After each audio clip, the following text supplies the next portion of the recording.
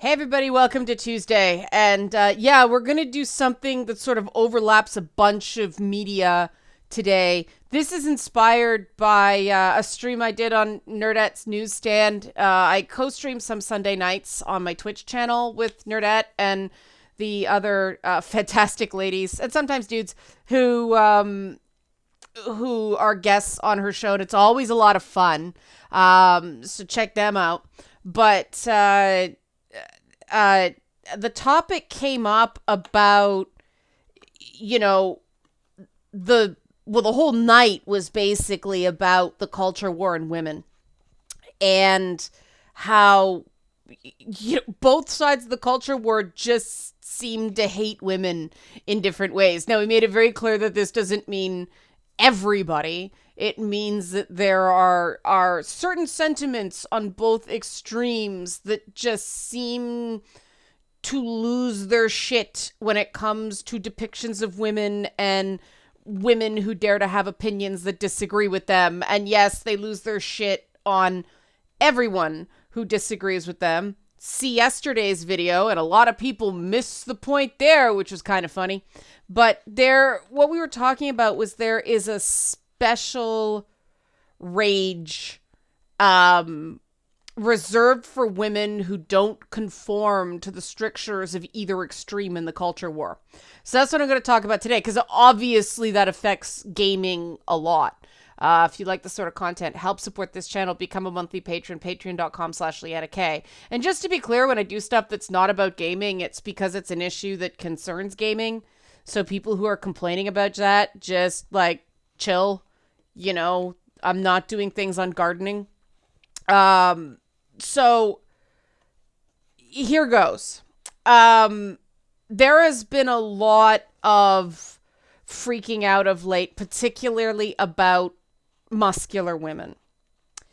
And some people accused me of hypocrisy on this topic because I was so critical of Abby in The Last of Us 2, but not critical of... it's not true that I was uncritical of certain elements of Tila from Masters Universe Revelations. I said that I thought Sarah Michelle Gellar was the wrong fit voice-wise, but I didn't have any problems with the design.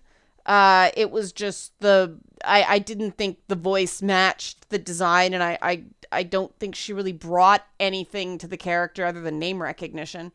But, there's been some fire trained at Louisa from Encanto. Yes, not a video game. Neither of these are video games, but this is an issue in video games because it seems like in video games, for some godforsaken reason, women are only allowed to be one thing at any given time, except in Overwatch.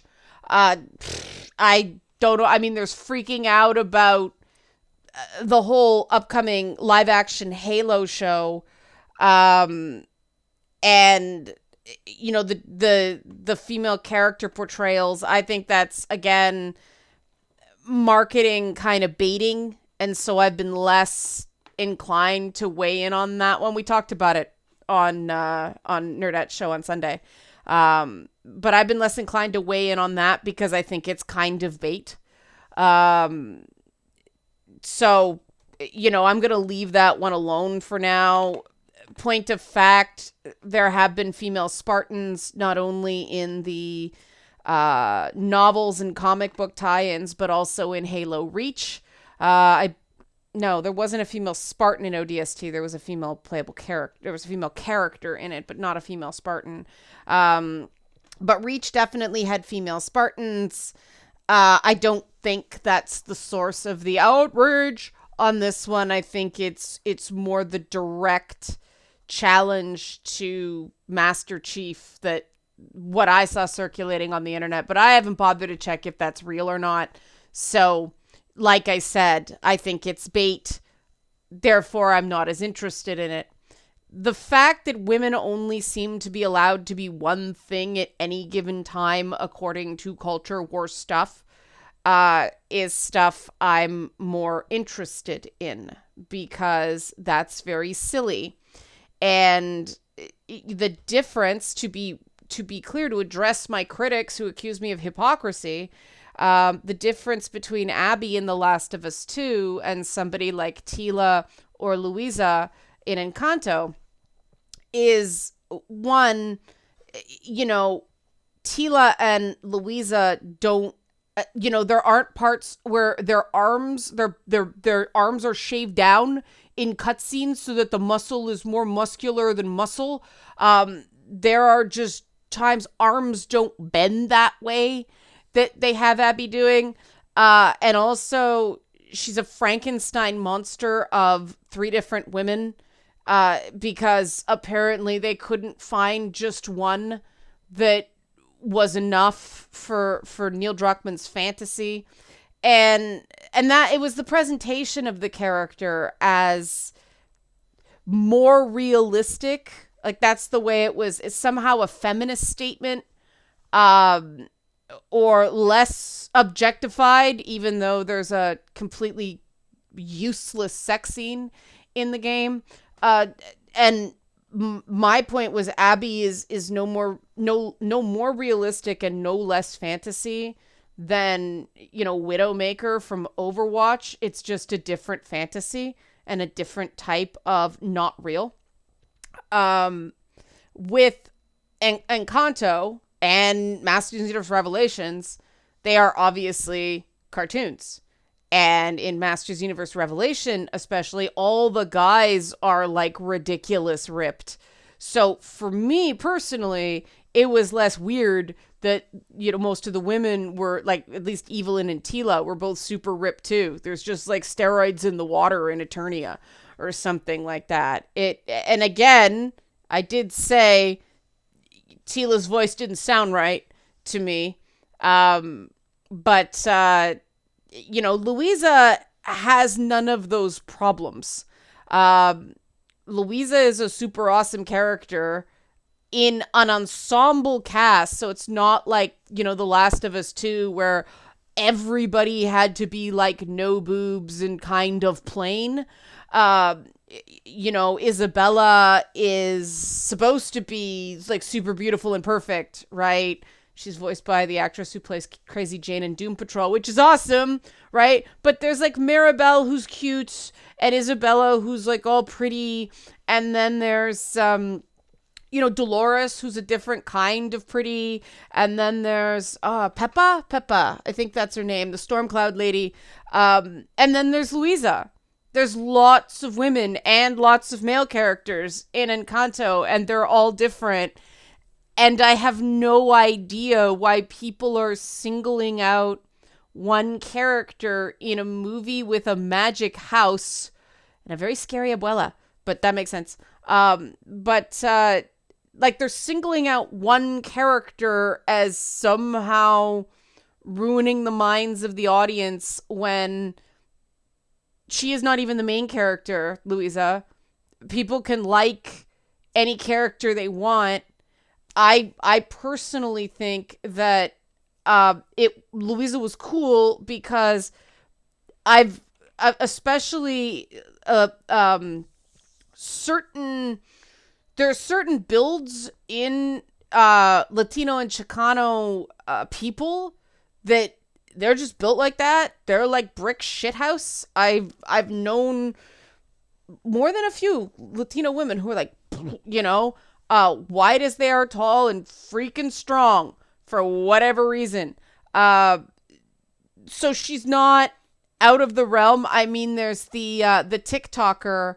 Ironically, her name's Maribel Martinez, who looks a lot like Louisa. Now, okay, it's a cartoon. It's stylized, right? The expectations are not the same as something that touts itself as like super realistic graphics, right? But this is apples and oranges. This idea that if you have an issue with one character depiction of a certain type because you thought it was poorly done, you can't like another character of the same type because you think it's well done. That just doesn't make sense. But this is the problem with the way these things are talked about, that people focus on what your opinion is in a given time instead of why you have that opinion.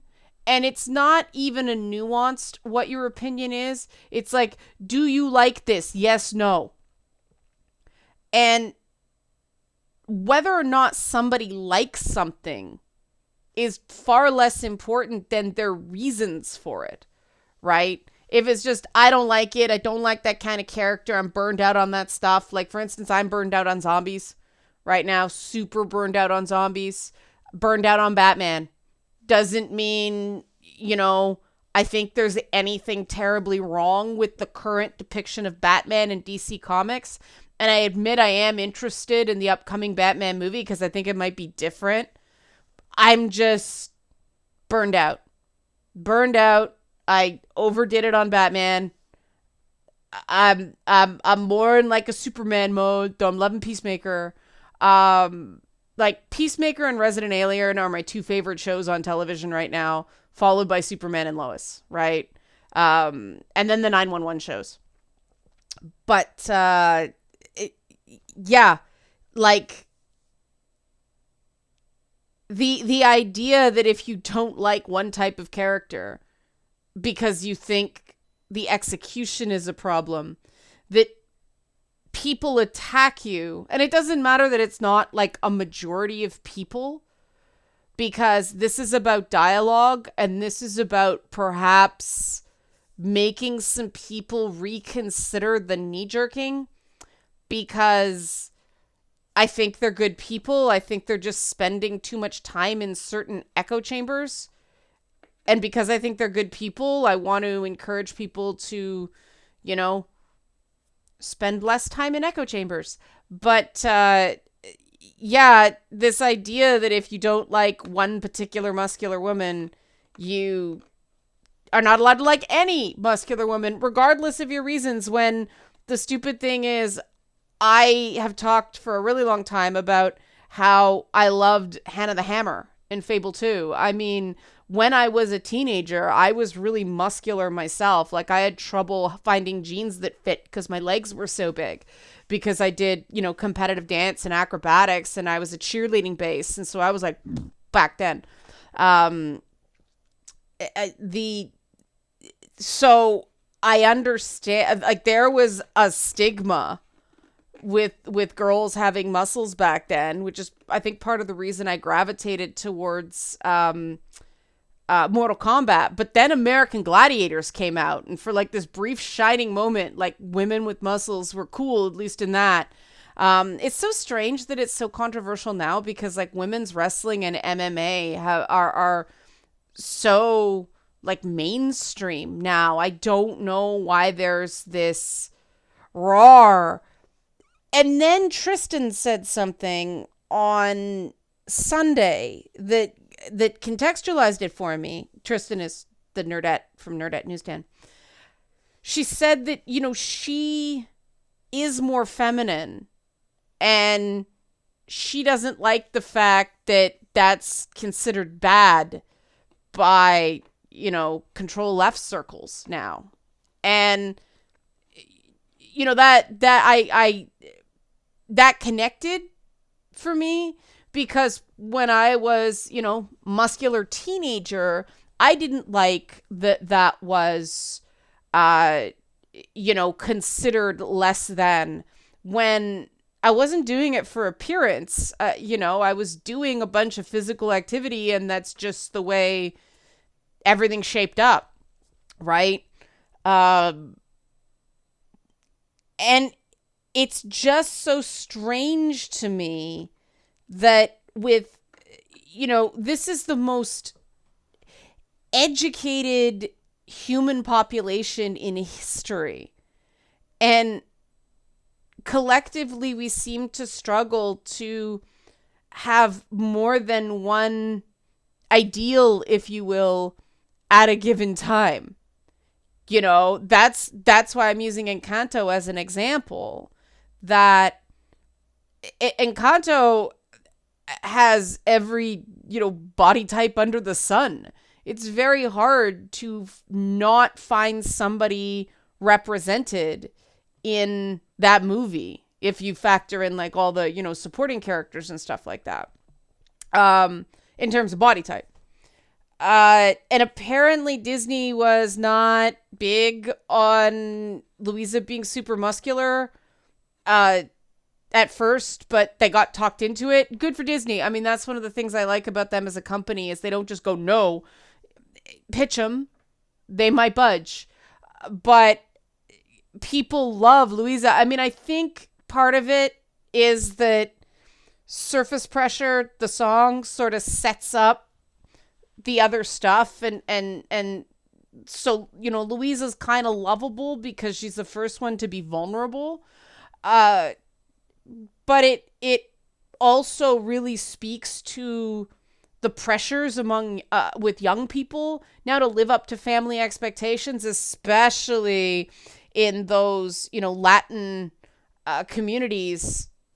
But I think a lot it's quasi universal that way, that there's a lot of pressure on young people. They get sorted into this trope, right? And then they have to live up to parental expectations, as opposed to it being, well, maybe I want to be that and something else, or maybe I want to be kind of that but not that too.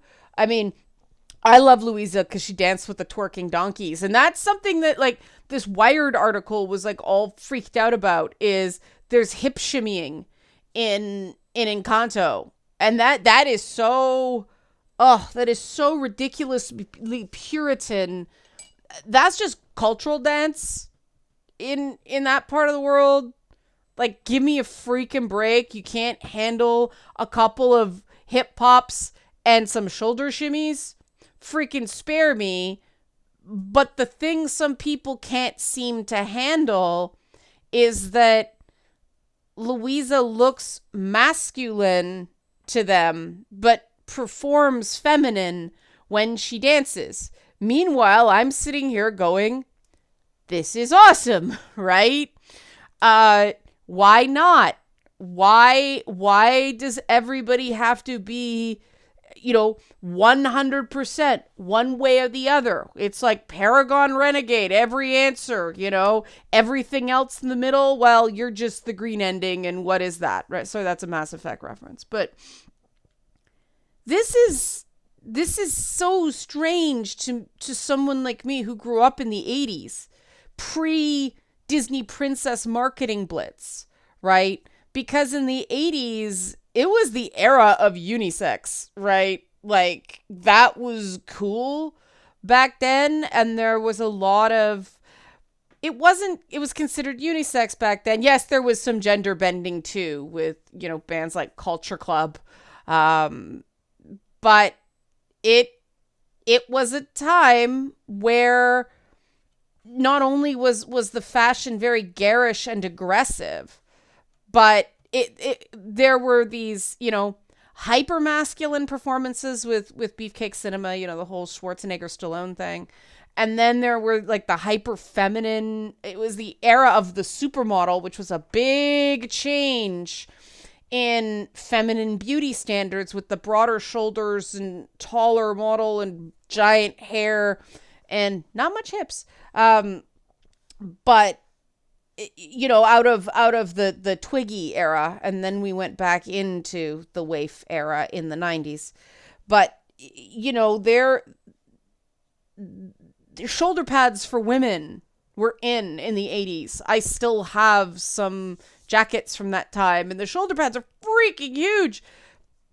So the fighting on this point seems so strange to me, just because I've been alive long enough to remember how trends have changed. Now, the thing is, in the 80s, if you still wanted to be super, super femmy and wear pink all the time and, you know, be cute, that was fine, right? There were other types of fashions that were not quite so unisex. If you wanted long hair, that was cool. I mean, teasing and crimping were in. Oh, our hair was so very damaged. But, you know, there was space for that then, in a way that there just doesn't seem to be now. Everything's become very siloed. And I don't think that's healthy. And I certainly don't think it's healthy when it's reflected in art. I admit I was a little disappointed that there wasn't more variation in body type in Masters Universe Revelations, but I think they were going with the fact that the toy lines were kind of all the same body. They're like 4 different chests and like a few different heads and things like that. No, there were more than a few heads, but you know what I mean. Like the swapping on that was why they pumped out so many figures. It was they only had to make one different body part and ta-da, new figure, right? But they were going based on that. Fine. This is an example of me going, I would have preferred to see some redesigns where everybody wasn't ripped, but I accept what they did just because there is some precedent for it. Can we have more of that, please? Like, not my favorite thing, but cool because I see why you did it that way. That would be great. Because otherwise you get ridiculous takes like some of the stuff we're getting on Encantos and obviously, you know, like the Samus should smile more stuff that we got a few months back.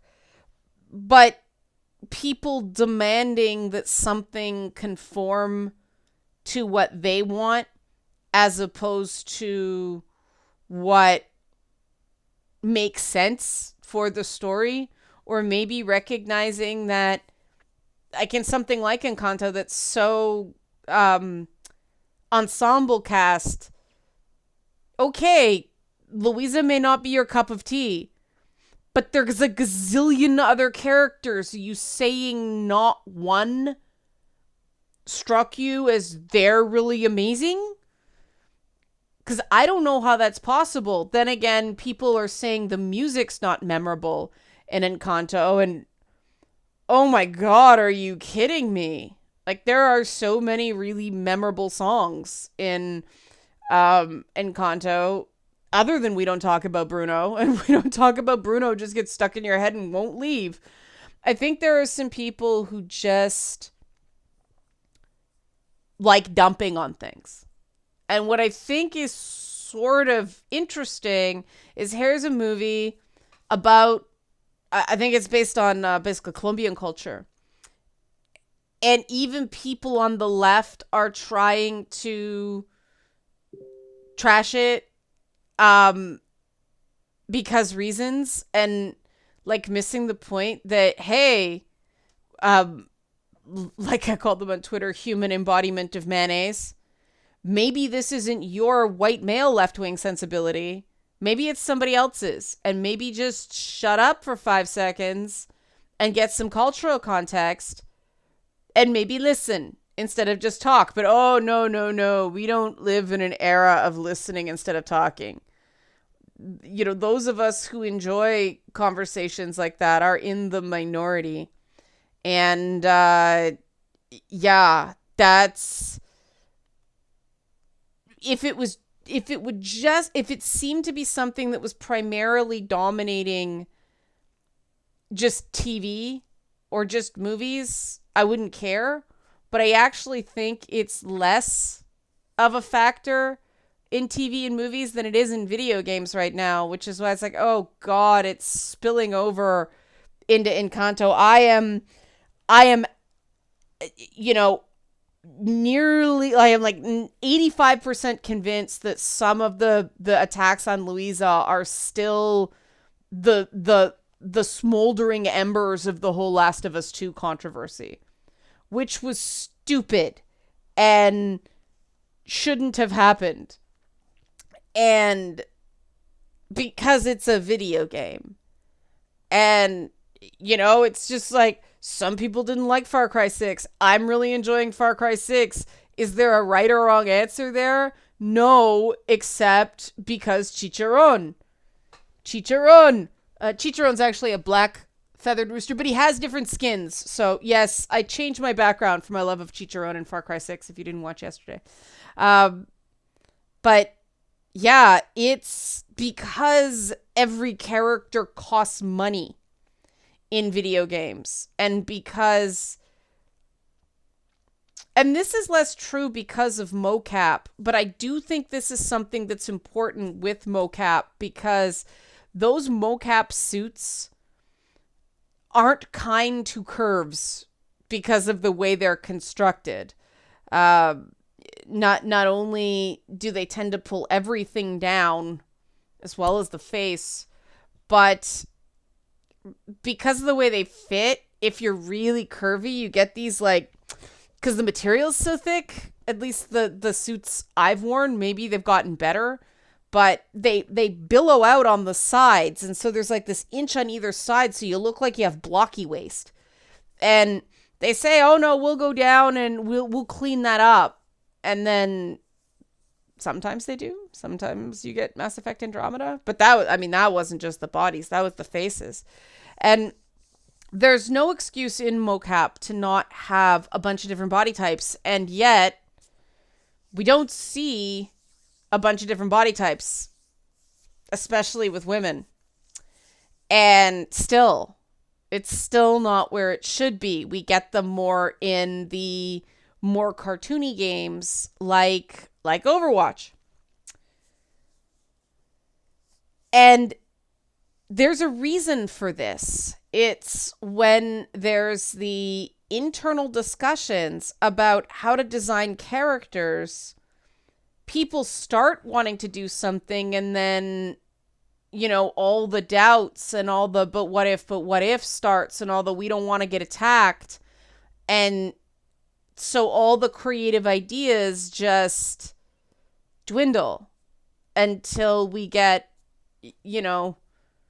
brown hair McPonytail with one thing changed, right?